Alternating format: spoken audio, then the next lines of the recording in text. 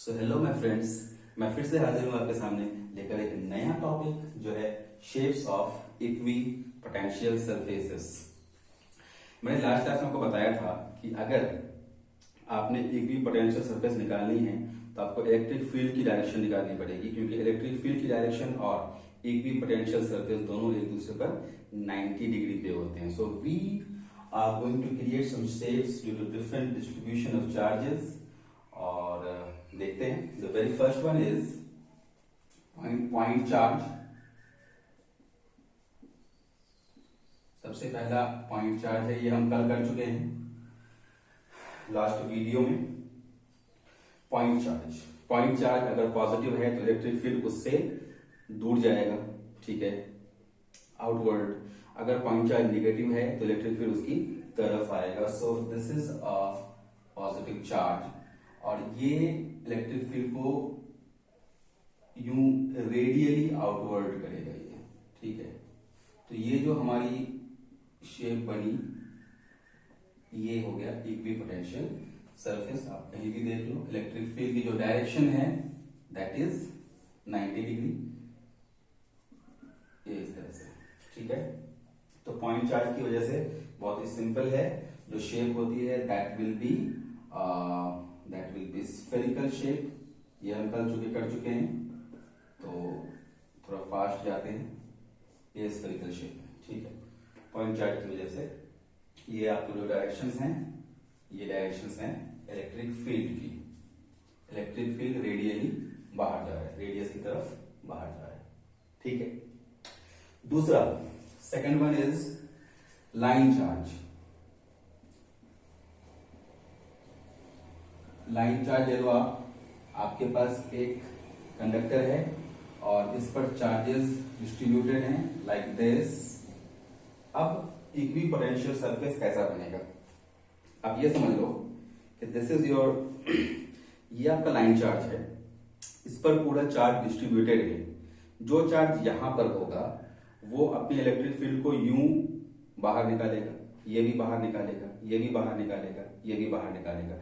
इस electric field पर, इस लाइन पर, इस लाइन पर, इस लाइन पर जब आप 90 डिग्री ड्रॉ करेंगे तो आपको यहां पर एक सर्कल बनता हुआ दिखाई देगा, राइट।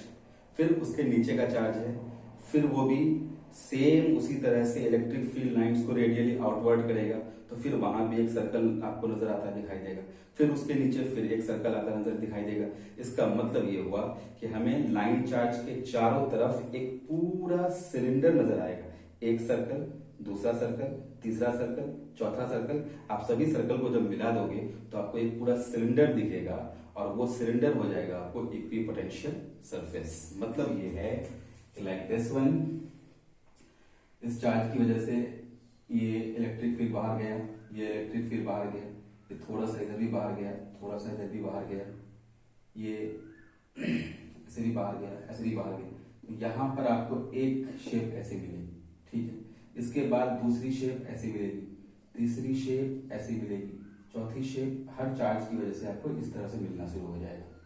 तो ये आप देख सकते हो, ये सारे जो है ये आप देख लो, ठीक है। तो सर्कल्स को जब हम मिलाएंगे तो ये हमारा पूरा एक ऐसा शेप दिखेगा। और ये शेप कैसा है, this is like a cylinder. तो हम बोलेंगे कि यहां जो हमारा इक्वी पोटेंशियल सरफेस है दैट इज सिलेंड्रिकल शेप, ठीक है। तो कभी भी आपके पास, फिर से एक बार, कभी भी आपके पास कोई लाइन चार्ज है तो लाइन चार्ज के बाहर हम इक्वी पोटेंशियल सरफेस कैसे फाइंड आउट कर सकते हैं, हमने एक सिलेंडर को इमेजिन करना पड़ेगा, ठीक है। और दूरी बढ़ा दो, बड़ा सिलेंडर बन जाएगा, और दूरी बढ़ाओ, उससे बड़ा सिलेंडर बन जाएगा, दूरी को कम कर दो, छोटा सिलेंडर बनेगा। तो जितनी दूरी पे आपने निकालना है पोटेंशियल सरफेस, उतने रेडियस का आपको एक सिलेंडर इमेजिन करना पड़ेगा, and that is the equipotential surface due to line charge. ये दो हो गए। तीसरा, I will tell you, third one is, मान लो कि कोई इलेक्ट्रिक फील्ड इस तरह से है, इलेक्ट्रिक फील्ड खुद यूं मूव कर रहा है,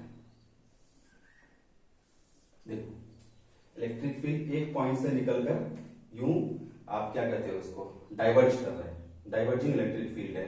तो अब अगर आपने सरफेस निकालनी है इक्विपोटेंशियल, तो मैंने आपको पहले ही कहा था 90, जो भी सरफेस होगा वो 90 बनाएगा, यहाँ भी 90 बनाएगा, वो आपको यहाँ पे भी 90 बनाएगा, वो यहाँ पे भी। आप इनको मिला लो,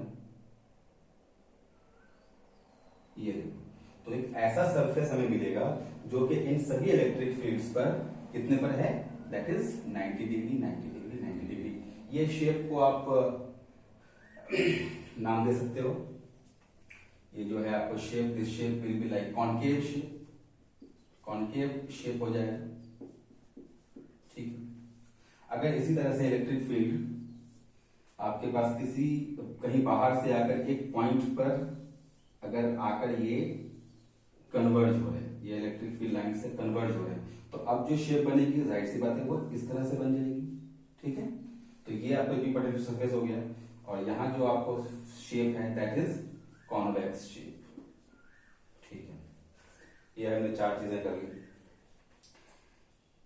इसके बाद अगर आपके पास कोई यूनिफॉर्म इलेक्ट्रिक फील्ड है, अगर आपके पास यूनिफॉर्म इलेक्ट्रिक फील्ड है, यूनिफॉर्म इलेक्ट्रिक फील्ड अगर है, तब क्या करेंगे। यूनिफॉर्म इलेक्ट्रिक फील्ड किसे कहते हैं, लाइक दिस वन।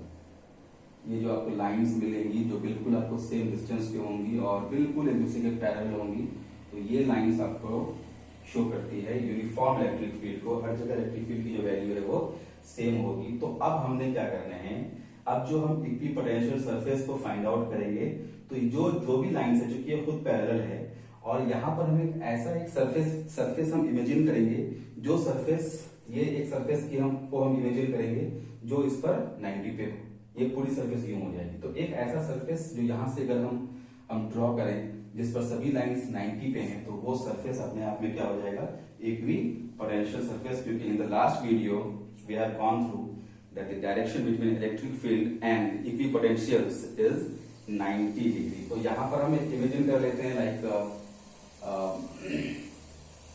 एक ऐसा सरफेस हम ले लेते हैं विच इज एट 90 डिग्री।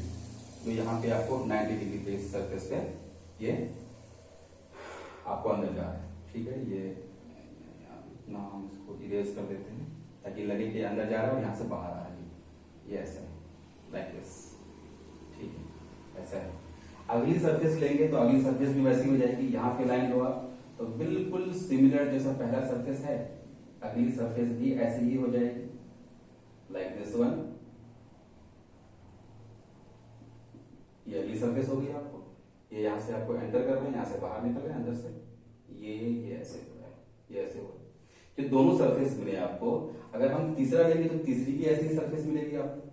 अगर आप आगे का सरफेस देना चाहते हो तो तीसरी की सरफेस आपको बिल्कुल यूं ही मिलेगी और सेम डिस्टेंस पे मिलेगी। तो हम इसको बना ही लेते हैं थोड़ा सा।